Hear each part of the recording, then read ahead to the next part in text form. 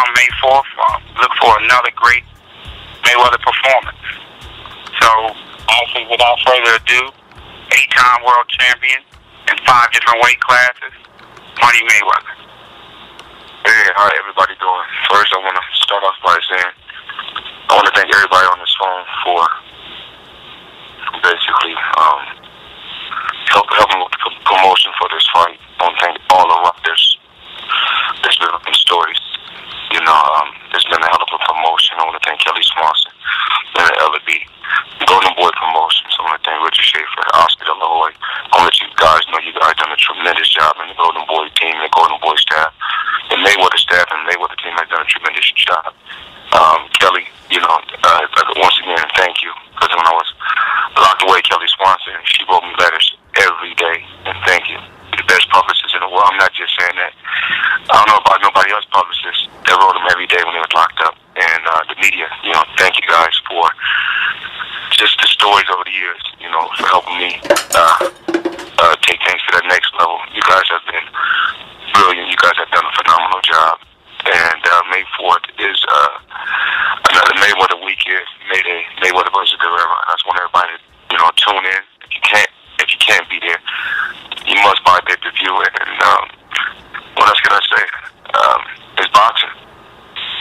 And our first question comes from Dan Raphael with ESPN. Thank you very much. Hello, Floyd. A pleasure to speak with you today. How you been? I ain't seen you in a while, Dan. What's going on? I know. It's all good. It's all good. I ain't seen you since I've been home. What's that? I haven't seen yours from. Well, I did speak with Leonard and Kelly, and I wanted to come see you in Las Vegas. I was out there for a fight a couple of weeks ago, but I guess at that point you were not having visitors training him, so you were training. So it's, now we get. I probably wasn't training that day. So yeah, it's okay. So Michael, I have a question for you. I know your camp. You know, you talked about when you announced the fight that your father was going to be training you again for this fight. That Roger would be there also.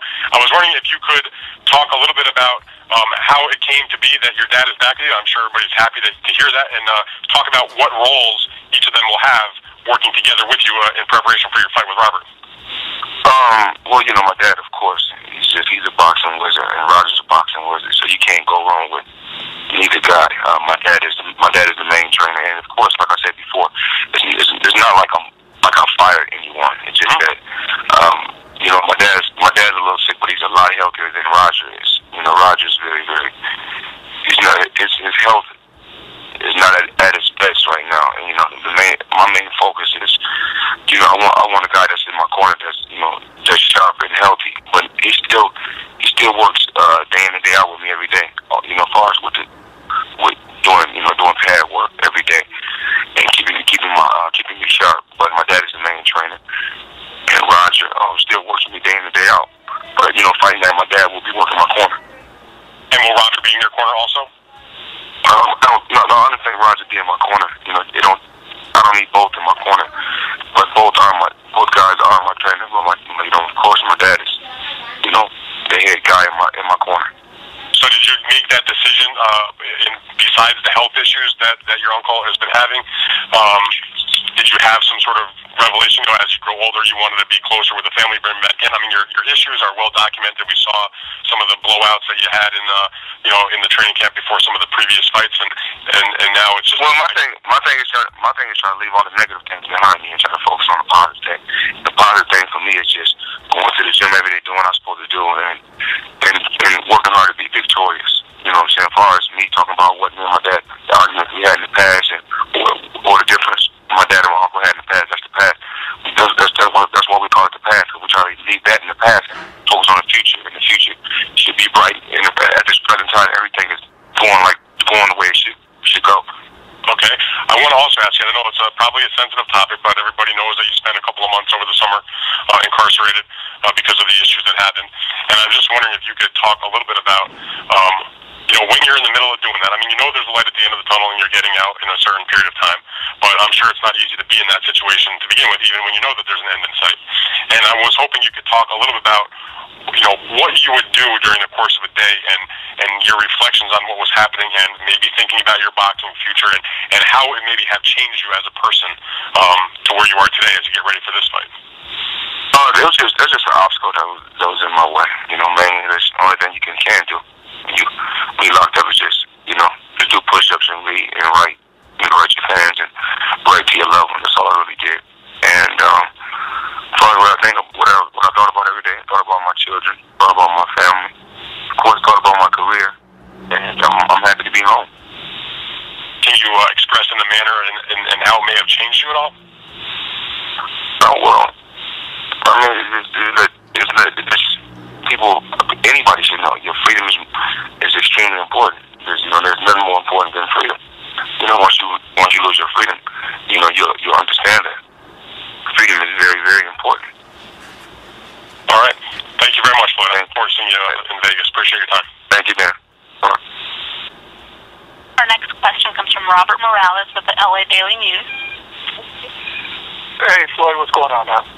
Hey, what's up, Robert? You so cool. You the coolest guy I know. What's up?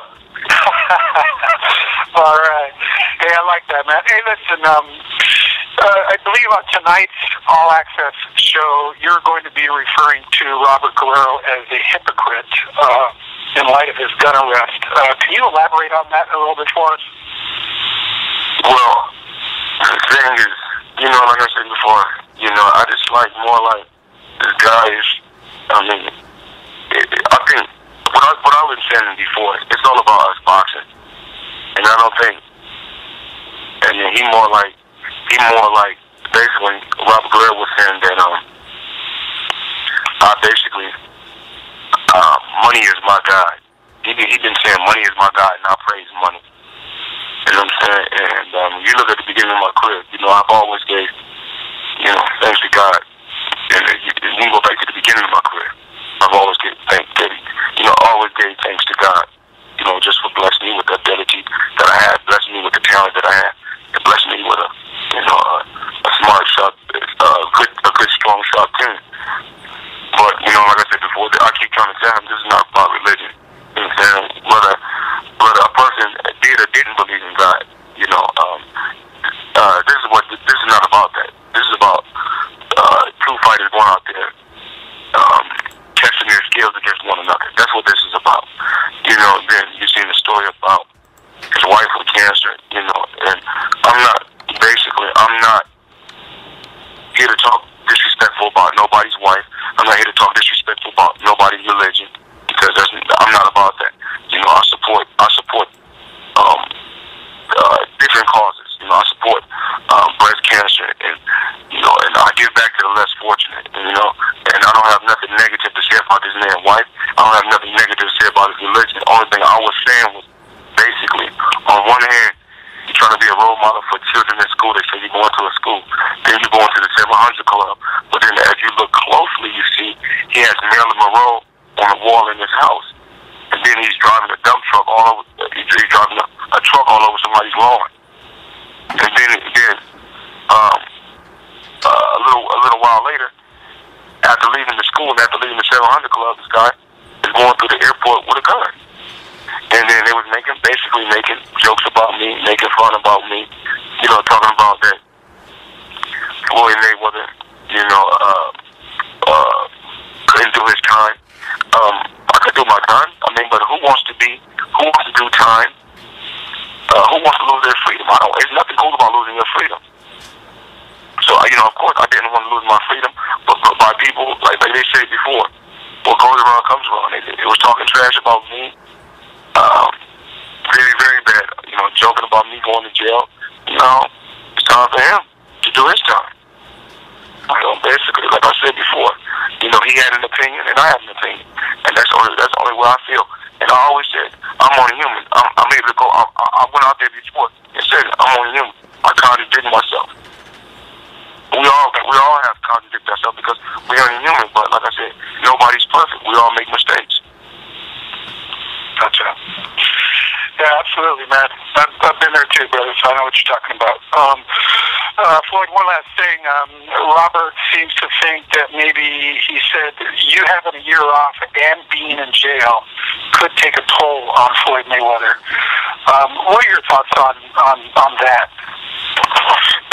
If that's the way to psych yourself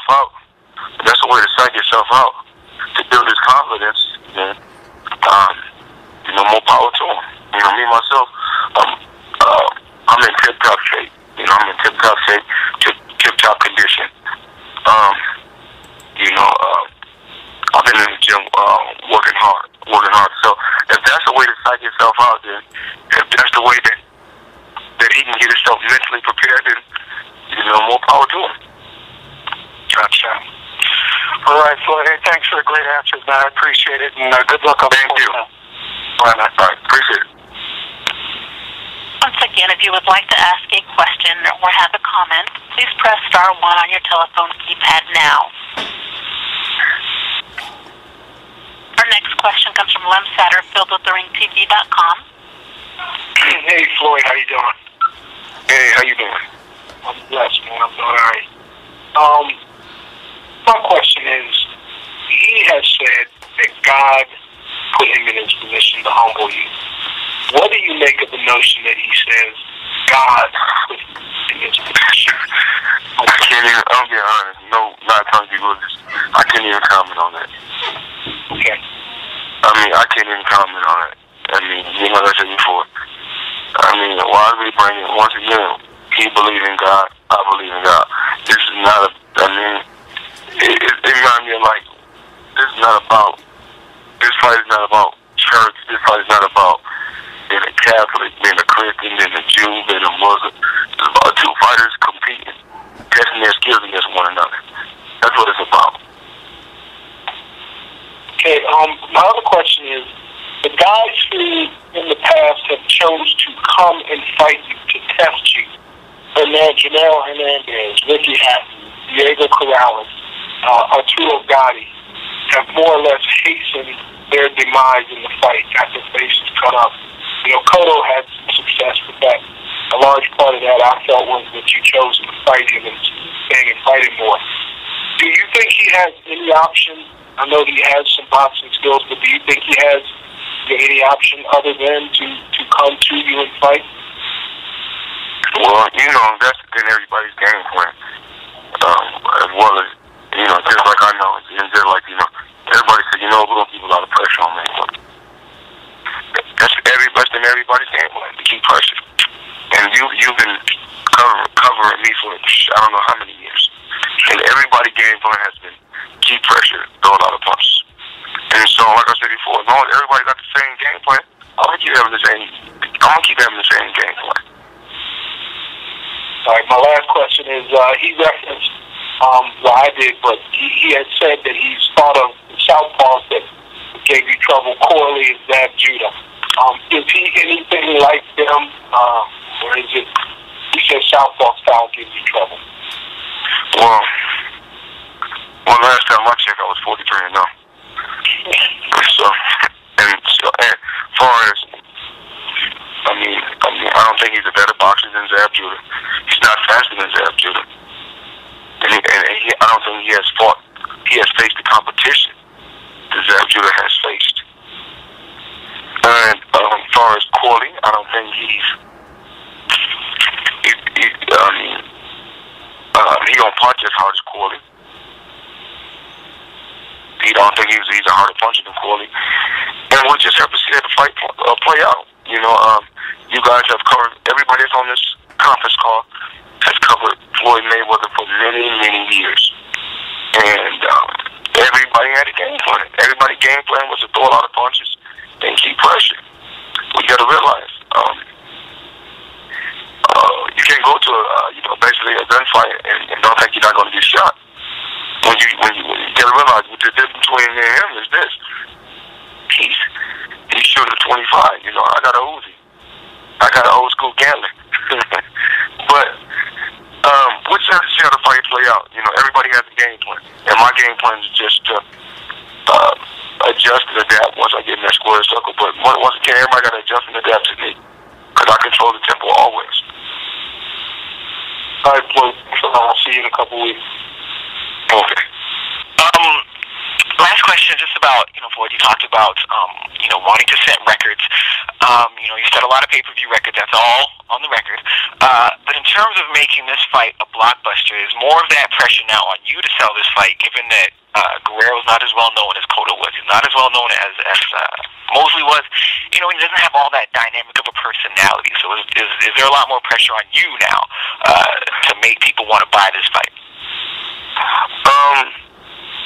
He's a young, tough competitor, and he talk a good game. So now we just have to see if he can fight the same way he talk, and because he's doing a hell of a job with helping promote the fight. He's doing a hell of a job.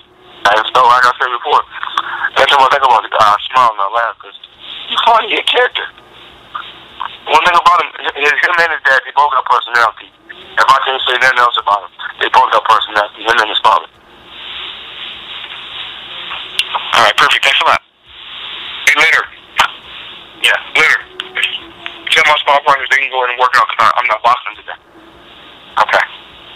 We have one more question, Floyd. One more question. Okay, no problem, then. All right. Okay. Our last question comes from Dan Raphael with ESPN. Hey, thank you, Floyd, for taking one more question for me. You talked a little bit about anytime for you, Darren. Anytime for you. You talked a little bit about in the call about the fact that the contract is 30 months, and I'm wondering, when you say that it's 30 months, does that mean after 30 months you want to retire, or you want to just assess it and maybe find some other deal wherever, whether again with Showtime or somewhere else, or are you thinking that 30 months that's a wrap? I don't know yet, Darren. I don't know. Because I'm not gonna. By 30 months, I'll be knocking on the door. I'll be close to 40. So it'd be trying to really, I think, get out this sport. But I don't really know. We just have to see how all these next 6 fights play out.